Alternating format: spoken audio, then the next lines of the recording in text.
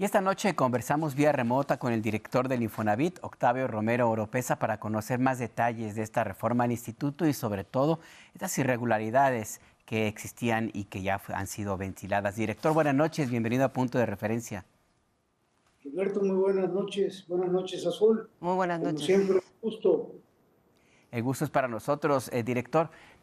Directa la pregunta, ¿qué va a pasar con todas estas empresas, despachos, personas, funcionarios, empleados del Infonavit que fueron dados a conocer esta mañana, que forman parte de esta estructura de corrupción dentro del instituto, director? Pues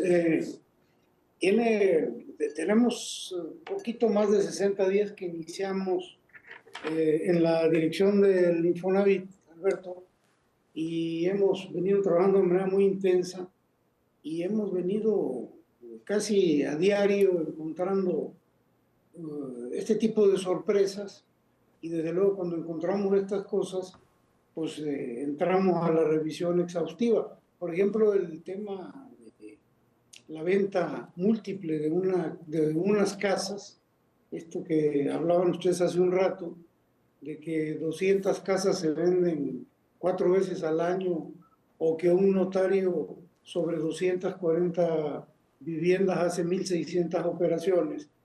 Esto lo descubrimos en una visita al estado de Tlaxcala, y ahí nos enteramos de un caso donde una vivienda se había vendido 200 veces.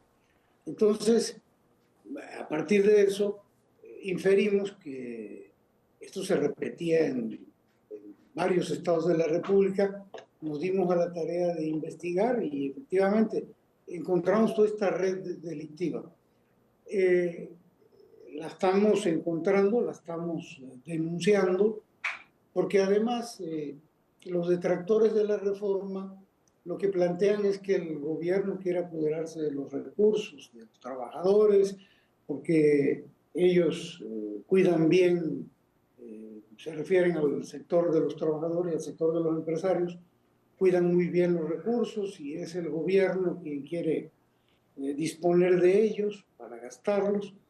Y lo que estamos nosotros dando a conocer es que ni los están cuidando bien, ni están haciendo un buen uso de los recursos del Infonavit. Entonces, dar a conocer esto, y desde luego estamos trabajando para que ver cuáles son los cauces que debe recorrer cada uno de estos asuntos.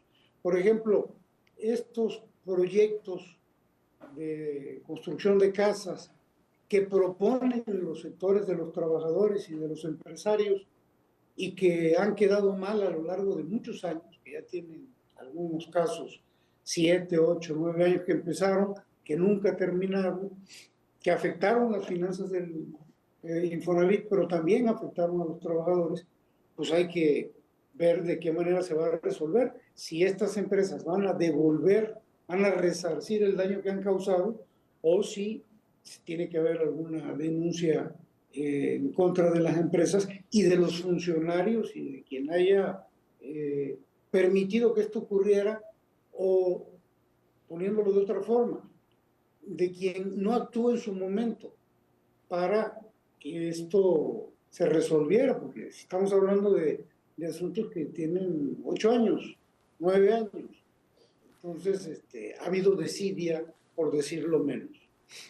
Así es, director, una cosa son estos asuntos que estábamos viendo a nivel, que encuentran a nivel de un estado o de otro, pero lo que también estábamos viendo es que se trata de una cosa más estructural, por lo que podría ser esto que mostraron en la mañana, la punta de un iceberg, y en ese sentido mi pregunta sería, se plantea una nueva estructura para los órganos de gobierno que serían en todo caso los responsables de haber no hecho o de haber permitido todos estos entramados. Director, ¿de qué manera con la ley, bajo esta nueva estructura, se lograría tener controles para que esto no sucediera? ¿Están los diferentes órganos de gobierno y cómo se plantea que va a funcionar esto?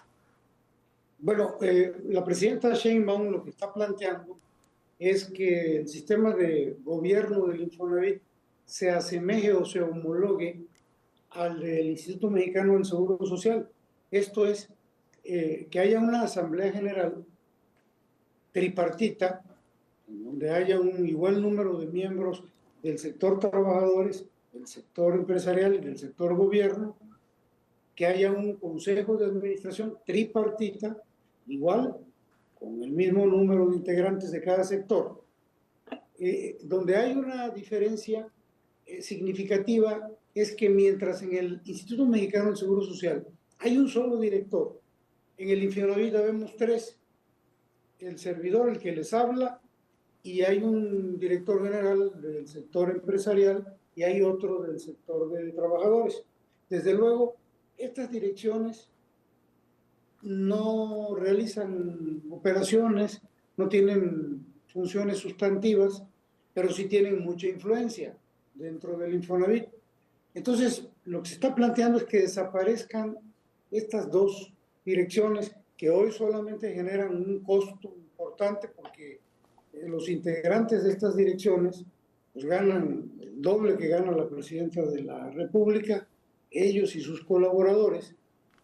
Y también se plantea que en los comités del Infonavit, que no son parte de los órganos, que son parte de los órganos de gobierno, pero que no son órganos de gobierno, son organismos auxiliares del Consejo de Administración y de la Asamblea, ahí sí haya mayoría del gobierno en esta lógica de permitir que pueda la Auditoría Superior de la Federación realizar auditorías, porque no lo permiten en este momento, Azul. Se ponen de acuerdo el sector de trabajadores y el sector de empresarios y aduciendo que el dinero es privado, no es un dinero del gobierno, pues ahí no tiene injerencia la Auditoría Superior de la Federación. Entonces han parado las investigaciones y por eso esto tiene 8 o 10 años que viene ocurriendo, no se resuelve, los órganos de auditoría internos no son eficientes, obedecen a los sectores que hoy gobiernan el Infonavit y por lo tanto pues no hay ninguna persona que haya sido señalada, sancionada y no se han resuelto los problemas. Serían, digamos, a grandes rasgos los cambios que se estarían estableciendo. Homologar la gobernanza del Infonavit al Instituto Mexicano del Seguro Social y permitirle a la Auditoría Superior de la Federación que pueda revisar todas las cuentas del Infonavit. Director, una última pregunta de mi parte, de este minutito que nos queda.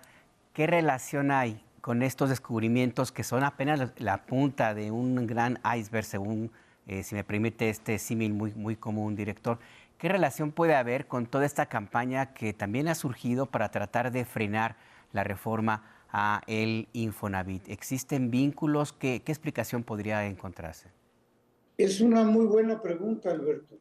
De hecho, en algunos de los casos, de los ejemplos que presentamos de corrupción, el que tiene que ver con un contrato de 100 millones a una empresa que no cumplió, que se le debió haber sancionado, y en lugar de eso se le indemnizó por la ridícula cantidad de 5,000 millones de pesos. O sea, un contrato que valía 100 millones se le indemnizó en lugar de penalizarlo por una cantidad estratosférica. Ahí se descubrió que hubo triangulación entre estas empresas y funcionarios de alto nivel del Infonavit. Y cuando la Auditoría Superior de la Federación lo descubrió, de inmediato los sectores de los trabajadores y el sector de los empresarios impidieron que la auditoría entrara en revisión. Entonces, la pregunta es, ¿por qué? Esa es una muy buena pregunta que, sinceramente, Alberto, no te la puedo contestar. Podría yo especular, pero a ciencia cierta en este momento resulta inexplicable el por qué negaron que se hiciera esta investigación cuando se tenían evidencias de posibles actos de corrupción. Y este es el tipo de poder que ya no tendrían porque la responsabilidad recaería sobre el director, sobre usted. Porque seguiría siendo tripartita, pero el director del Infonavit formaría parte del Consejo y de la Asamblea. Es Claro. que esto no lo dije, Azul. El director del Infonavit no forma parte del Consejo del Infonavit ni de la Asamblea del Infonavit. No tengo ni voz ni voto, a diferencia del Seguro Social. Por eso es la homologación, Claro. para que el director pues, tenga voz y voto y participe y pueda en un determinado momento influir en este tipo de decisiones que son verdaderamente irracionales. Ya, una ultimísima pregunta por mi parte, director Romero Oropeza. En todo este camino, muchos trabajadores quedaron afectados por pues, todos estos chanchullos entramados. ¿Y qué va a pasar con ellos? ¿Qué va a pasar con aquellos que adquirieron créditos de viviendas que no fueron construidas porque ahí hubo fraude o de viviendas que fueron compradas por 2 o 3 o 4 trabajadores al mismo tiempo? Hay trabajadores a los que se les empezó a descontar, o se les empezó a cobrar el crédito de una casa que nunca se construyó y nunca se les entregó. En esos casos ya estamos evitando que se les cobre el recurso. Todavía tienen una afectación a su... Resulta que su crédito está atrapado. No les entregaron la casa, les empezaron a cobrar. Tenemos que devolverles el dinero que les cobraron, pero en este momento no pueden ocupar su crédito para comprar otra casa. Se quedaron sin la posibilidad de la casa y sin poder disponer de sus recursos. Estamos trabajando para resarcir el daño que se les hizo a muchísimos trabajadores con estos actos de corrupción.